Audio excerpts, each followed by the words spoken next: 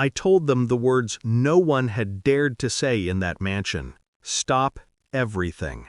Every pill, every specialist, every test.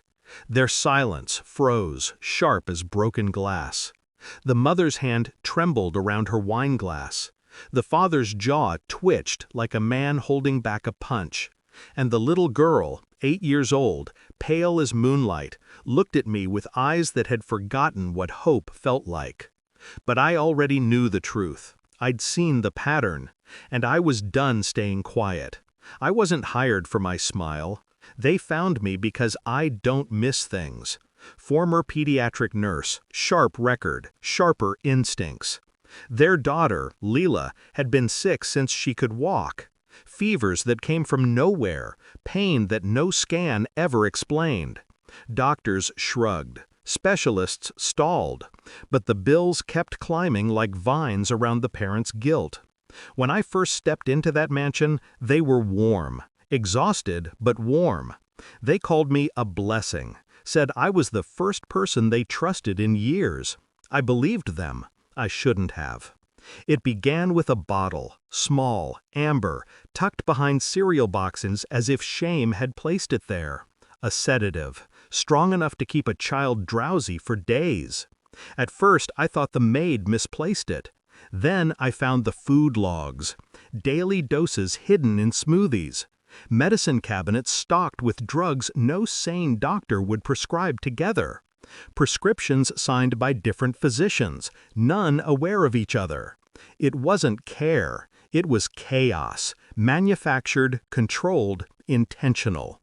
I tested a theory.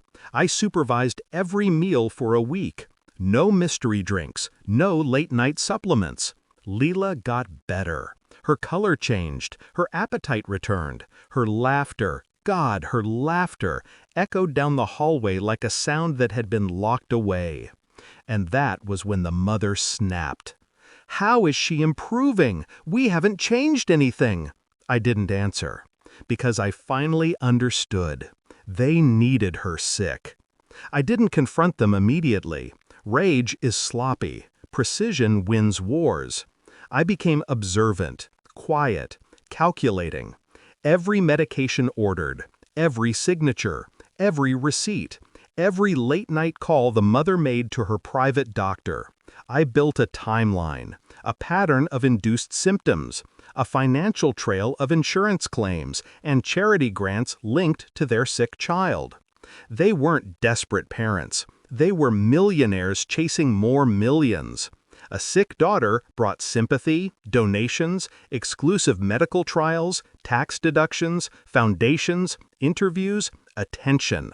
Leela was their brand, and they were poisoning her for profit. The betrayal wasn't personal, but the revenge would be. Step 1, I contacted a pediatric toxicologist I trusted, someone too principled to be bought. I gave him samples. Hair strands, stool, blood, taken quietly, carefully. Step 2, I gathered evidence of medication tampering. Filmed the mother crushing pills into juice when she believed I was asleep. Step 3, I contacted their board of investors anonymously.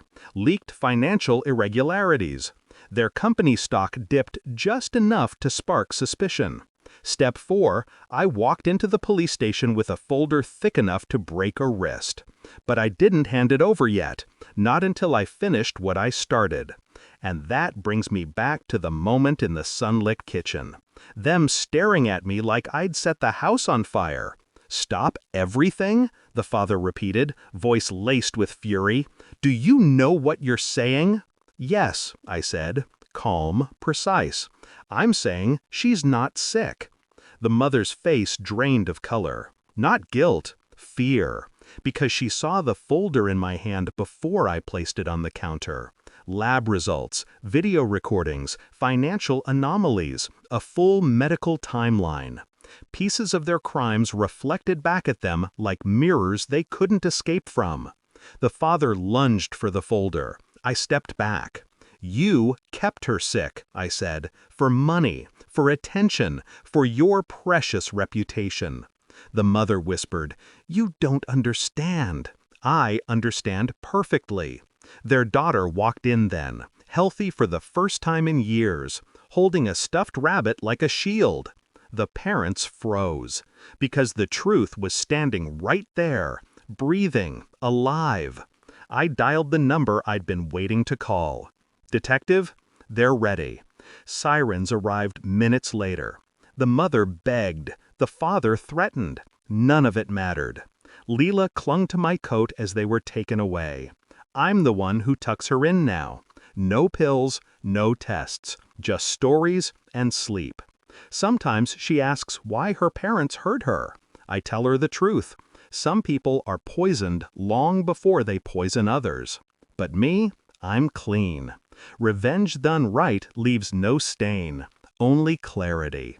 And I've never seen more clearly than I do now.